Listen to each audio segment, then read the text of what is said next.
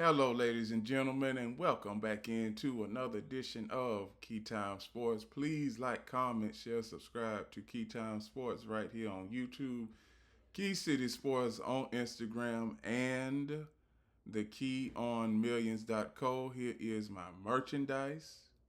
We just rolled out new merchandise a couple weeks ago, and here is my profile so that you will know it is me.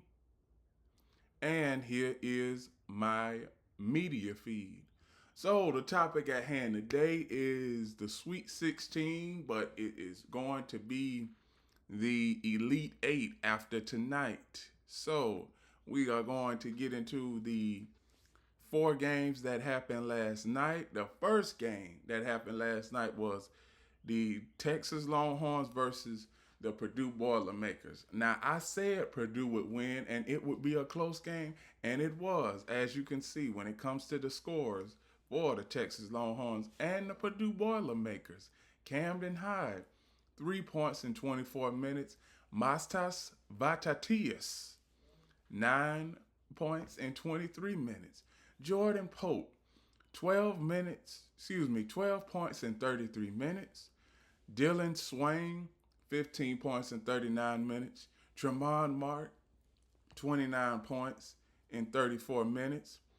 Bench production, Nick Coldy, 5 points in 27 minutes. Chandler Weaver, 4 points in 10 minutes.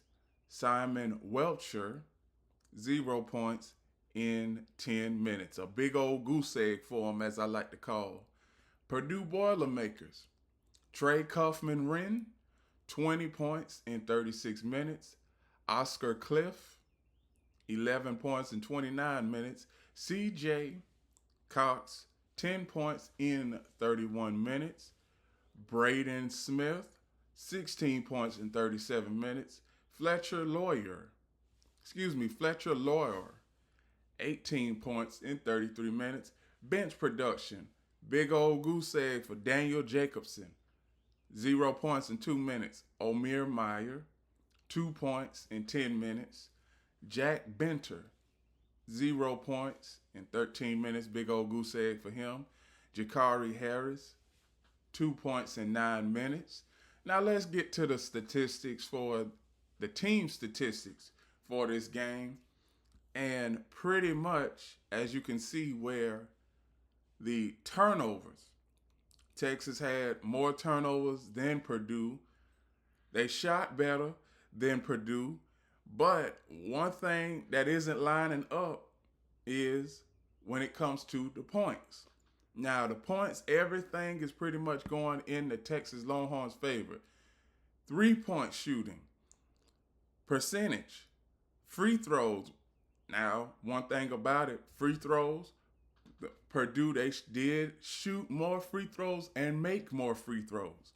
Now, offensive rebounds, pretty much the same. Defensive rebounds, +1 for Purdue. This game was tight as you know it. This game was so tight. I mean, it was so tight that everybody was on pins and needles for the last 5 minutes of the game. And one thing that I can say is that Purdue, I could see them going to the Final Four, and I can even see them playing in the national championship. But it all depends on who they play. Because right now, the matchups are in the air. This was the Sweet 16, so everybody that won last night, they are already going to the Elite 8. And the next game that I am going to cover is Illinois and Houston. Illinois fighting the Illini and the Houston Cougars. Now, when it comes to the box score, you have David Markovich, 14 points in 34 minutes. Jake David, 5 points in 13 minutes. Tomlis Savik, 9 points in 29 minutes. Keaton Wagler, 13 points in 38 minutes. Kalen Boswell, 6 points in 30 minutes. Bench production for the Illinois Fighting Illini. Bench Hemorrhages, 3 points in 16 minutes. Zahn Von Meer, Osvik, 2 points in 12 minutes. Andrei Stojkovic,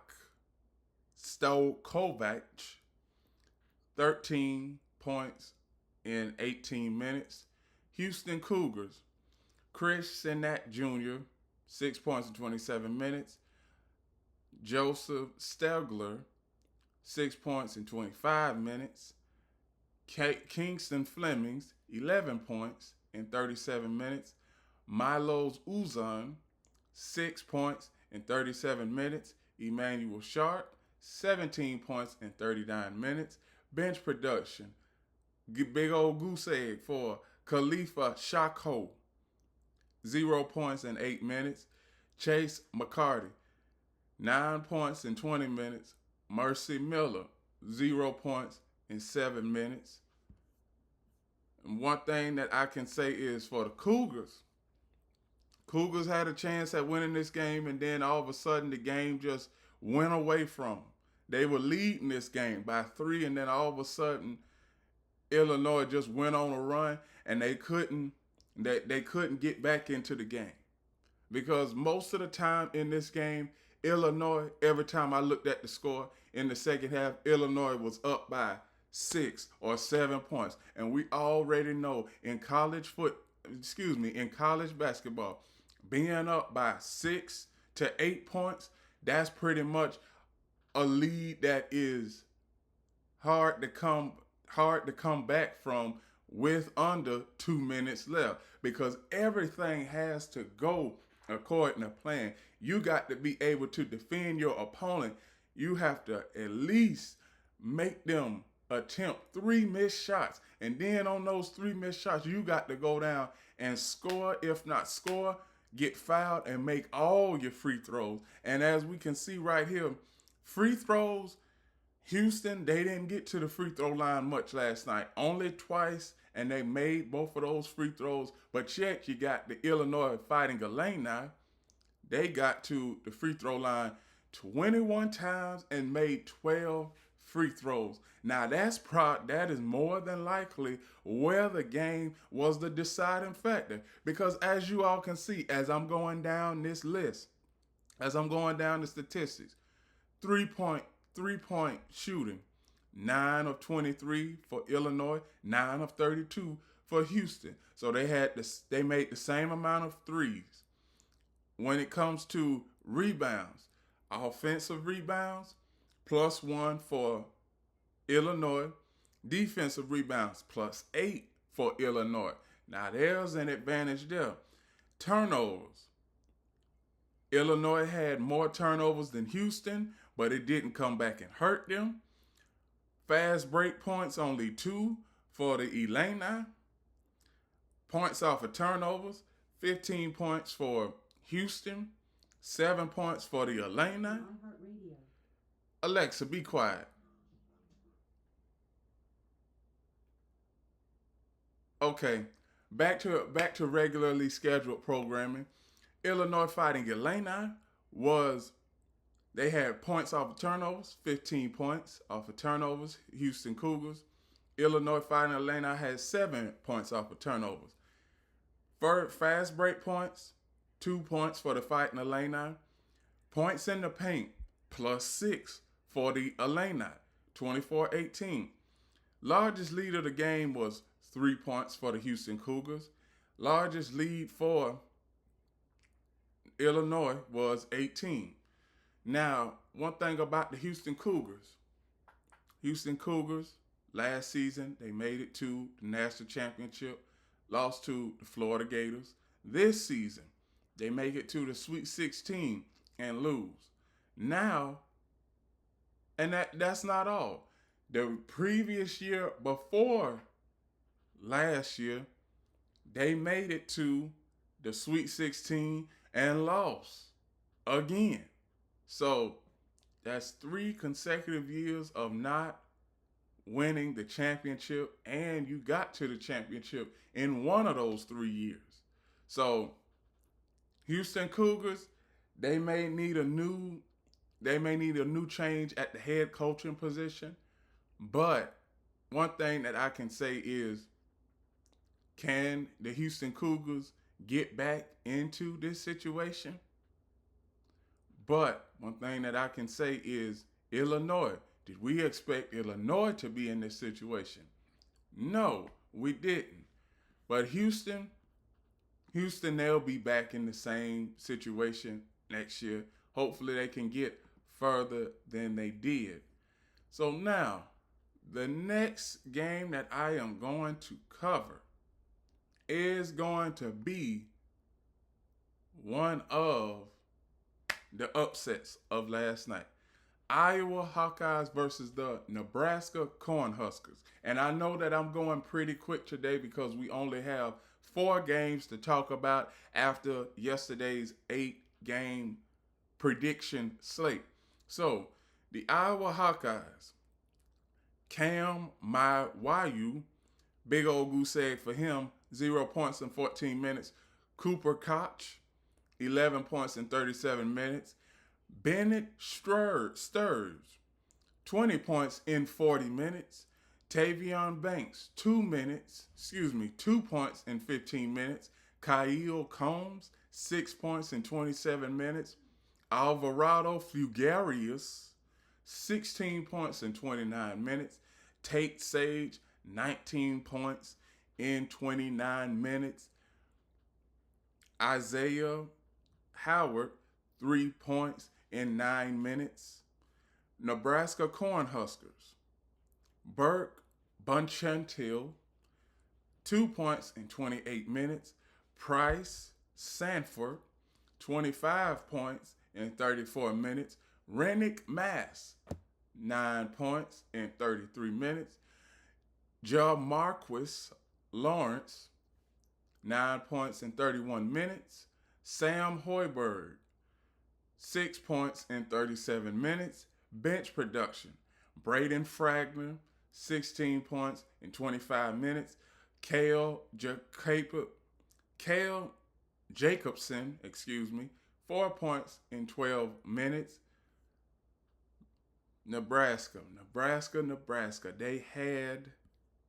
They had chance after chance to try and win this game, and they even made it interesting.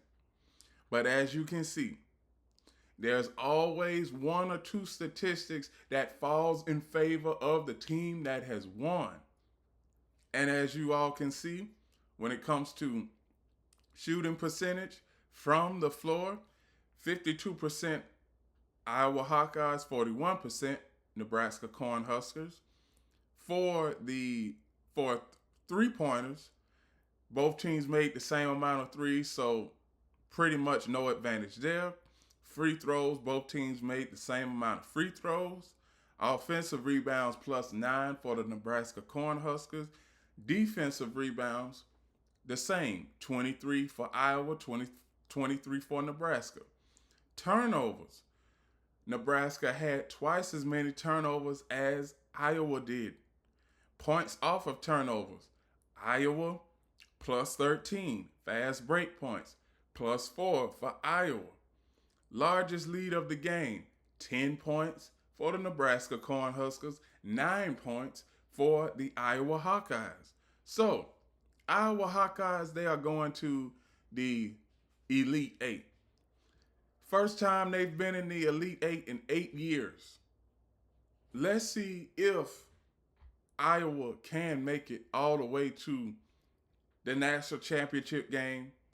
First off, the Final Four, because Iowa, they haven't made it to the Final Four yet at all. But they've always found some way in the previous years to make it to the Elite 8. Now, this is the last game that I am going to cover. We only had a 4-game slate, so I don't know how long that I am going to be with this last game, but coming up next week, we will be back to regularly scheduled programming with NBA coverage because for college basketball, they are going to be on vacation for a few days until the Elite Eight starts. I don't know when the schedule is going to come out, but when the schedule comes out, I will notify you all on when the schedule comes out. Now, for Arkansas and the Arizona Wildcats, I expected this to be a blowout, and it was exactly a blowout. So, congratulations to the Arizona Wildcats on making it to the Elite Eight. Now, for the Arkansas Razorbacks, Malik Ewing, 8 points in 31 minutes. Trevin Brazil, 7 points in 25 minutes. Darius Acuff Jr., 28 points in 37 minutes. Billy Richmond III, 13 points in 29 minutes. Malik Thomas, 17 points in 38 minutes. Bench production, Nick Pringle, 6 points in 18 minutes. Isaiah Sealy, 2 points in 5 minutes. DJ Wagner, 7 points in 17 minutes. Arizona Wildcats starters, Ivan Charkovin,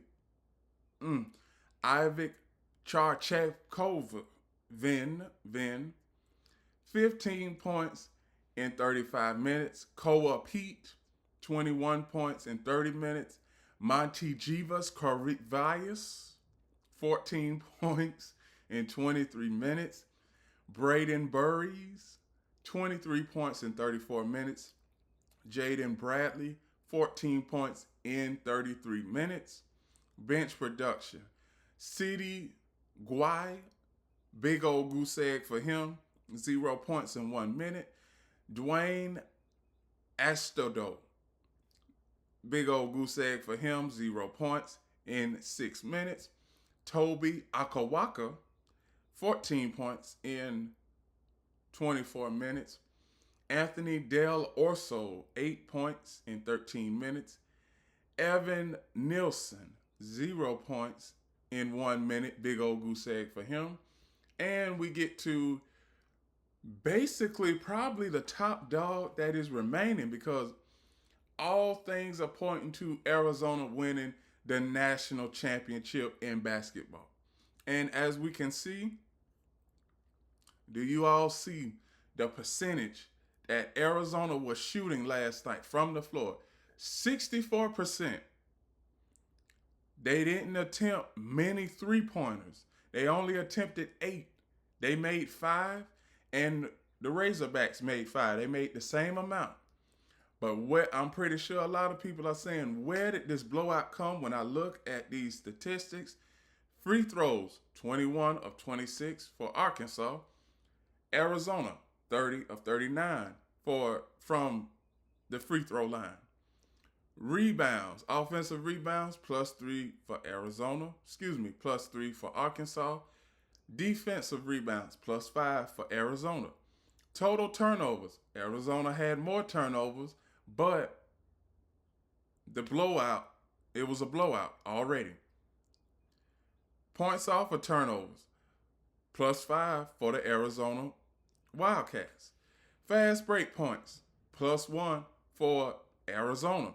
Points in the paint, +10 for Arizona. And you all get my drift. When you get down to the largest lead of the game, largest lead of this game was 25 points for Arizona.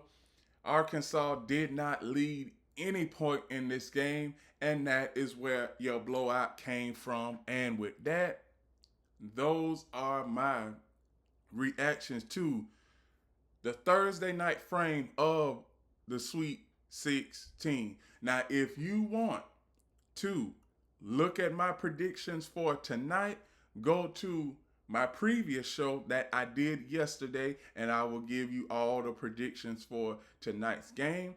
But as for that, this is the Thursday night reaction from the Sweet 16 frame of Thursday. Now, here is my YouTube.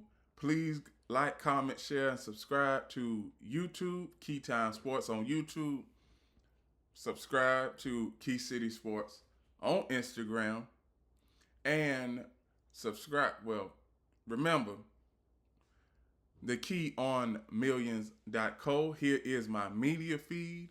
Here is my merchandise. We just rolled out new merchandise in the last week and a half. Here's the new merchandise. And I didn't even show y'all the new logo. Here is the new logo. So anytime you purchase a piece of clothing from our sector, you will see this logo on everything, whether it's shirts, shorts, pants, well, whatever. You are going to see that no matter what. And here is my profile so that you will know it is me. It is me. So remember, everybody, one last thing. The key is always on time. See you all next week.